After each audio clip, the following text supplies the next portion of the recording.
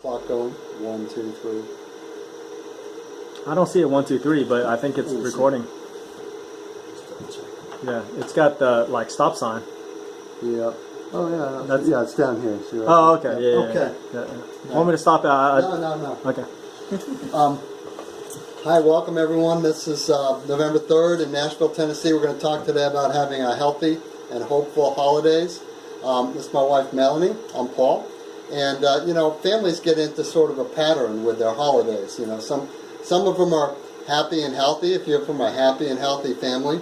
And some of them are not so healthy and not so happy. And so we're just going to sort of talk about that, and hopefully it'll really get you excited about having really great patterns for your holiday season coming up. Being November 3rd, we've got Halloween behind us, and so maybe you had a great Halloween, stayed away from all that candy and all the desserts, or maybe you had a good or bad or whatever. But it's always an opportunity to start again. And so we have this sort of pattern that we see in Nashville, where everyone just sort of goes berserk during the holidays, eating all the candies and the cakes and the pecan pie, and grandma's this and grandpa's that, and the barbecue and just whatever. And then by the time January rolls around, everyone's like holding an extra 20 pounds and really having a tough time on the treadmill. That sweat's coming off and you see them all in there, and then about 2 weeks into January, they're all sort of falling by the wayside. And it's sad, because it's really not necessary, because we can have a healthy and hopeful holiday. So we can come out of our holidays in better shape and healthier than when we went in. And so we're going to talk a little bit about that. And I've got my wife here, is just an amazing example and has really helped build some great patterns in our family. So she'll be talking about how she did that and really turned our family around. I was 80 pounds heavier about 4 years ago, and I've lost that 80 pounds and kept it off. And my kids are all really healthy eaters, really conscious of what they eat. My father has been influenced by it as well. And so family patterns can change, and it's really important, though, to be conscious about it and to really be, to think about it and get the tools that you need. It's really about having the right tools. If we're going to build this table, we need the right tools. We need a joiner, we need a sawmill, we need table saw. Otherwise, if we're just sitting here with a couple of whittling knives, it wouldn't be a very good table, and it would take a long time to build. So we're going to give you some tools to really help you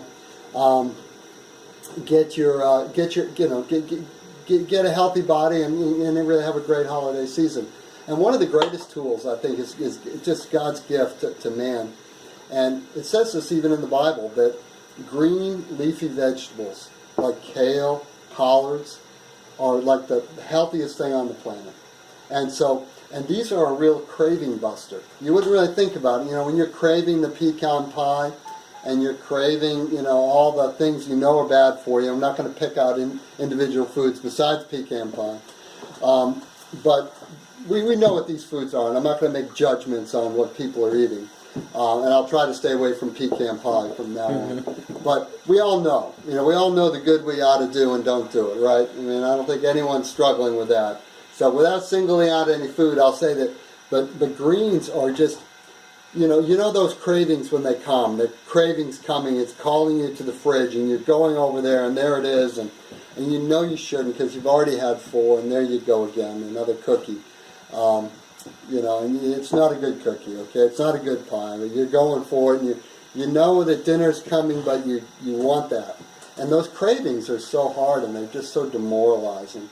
But the green leafy vegetables will cause your body to feel physiologically fed. So you have all those nutrients and all that goodness in your body, and so you won't have the cravings. It's a total craving beater. But the problem with greens is they don't taste as good as the cookies. Greens don't taste like cookies. We all know that, right? They don't. So there's 2 ways, and 2 tools here. If you're collecting tools, you're like a Home Depot or Lowe's, you're collecting tools. Here are the tools to get the greens in your body. That's the hardest part, is going from here to here. So the first tool is eat when you're hungry. So when you're really hungry, say, well, I can have that thing I shouldn't have maybe later. Or maybe, you won't have it, but I can eat what I want later, but I got to eat these greens first. So this is the kale, the collards, the lettuce, and just all the dark green leafy vegetables. And so that's the first tool, is eat when you're hungry. The second tool is put them in a blender, and high-speed blender, and put them in with some sweet fruit, like some frozen bananas. You know, you buy the bananas at the supermarket when they're on sale, and they're marked way down, and then they turn brown, and then peel them, put them in a Ziploc bag, throw them in the freezer, and then when you need those, you whip them out, and it's just like ice cream. You put a little water in, put some greens in, you won't even know you're eating greens. And you'll eat all your greens, and then all of a sudden your body's like saying, thank you, we got what we need. We're not going to go back to the fridge for more cookies and more pie and more ice cream and all these things we know are bad for us. So I'm going to introduce Melanie now. We're going to go to our second point, healthy holiday dishes. The first point was get your greens on. The second is healthy holiday dishes. And about 18 years ago, my wife Melanie really, do you want to tell your story? Yeah, so, she cleaned up her act, and I'll let her tell how she did it and what yeah, she did. well, so we got married about 20 years ago, and then about a year after I lived here, I got really sick, and I don't know what was going on, because when I lived in London, I used to cycle 30 miles a day, and I had lots of energy, and, you know, but my health just ground to a screeching halt, literally. Like, we used to go up and down our little street where we used to live, where we first got married. We used to go on a little prayer walk every morning, and you know, it got to the point where I could just, like, halfway down the street, and then I was like, honey, I can't go anymore. I've got to turn around and go home, because I just had to lie down. And it was just pitiful, because I'd only just got up. So, anyway, I was just feeling quite depressed, kept going back and forth to the doctors. The doctors were like, well, you've got chronic fatigue syndrome. Eventually they came up with that, because they kept doing all these tests and everything. And they said, well, you've got chronic fatigue syndrome, and there's nothing we can do.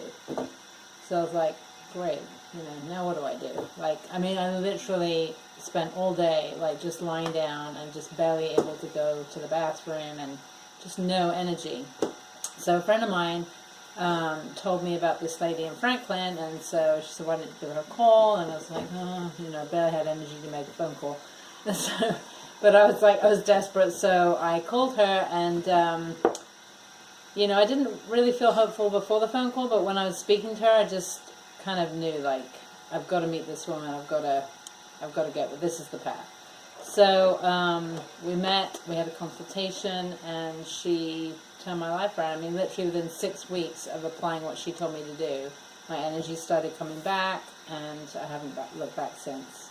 And it was just mainly cutting out, like, okay, back then it was kind of fairly radical to cut these things out. It's not so much so today, because a lot more research has been done, and a lot more people are talking about vegan lifestyle. And it wasn't like she said do the vegan lifestyle, because the modality that I went to her for, well, she's like a macrobiotic counselor, so she doesn't just, it's not like one diet fits all kind of thing. She looks at you and your kind of, you know, condition of your hair and your skin and whatnot, and there's a lot more to it than that, but so she'll tailor it to you. And so, but essentially I cut out meat, dairy, and sugar.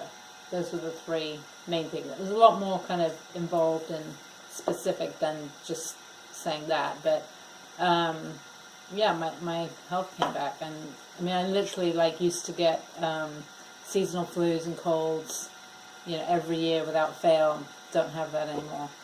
It's just gone.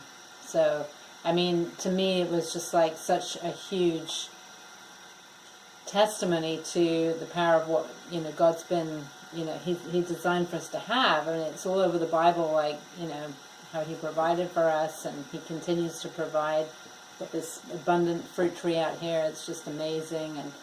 And the garden, you know, it's just, you know, when we eat what God's designed for us to eat, we can be healthy. So that was a huge lesson for me. And then it's kind of spread to the family somewhat. Like, Paul was very supportive at the beginning. I said, don't worry, honey, I'll just cook like not everybody is used to eating, but I've got to do this for myself.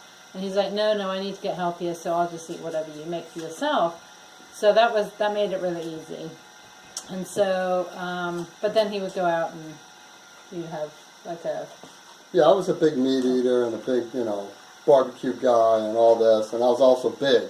But you know, I was just happy to have my wife in the house cooking. You know, that was a huge step up from what it could have been. So I was like, sure, honey, whatever you need to do.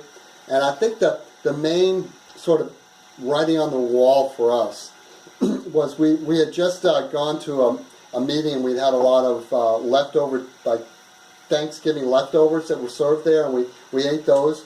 And we pulled into the driveway, and neither of us had, you know, we're young people. We're not like, you know, this was 20 years ago. We were in our 30s, mid 30s, and we get in the car. We're in the car. I pull in. I put the car in park, and it's like, I think I just have to take a nap.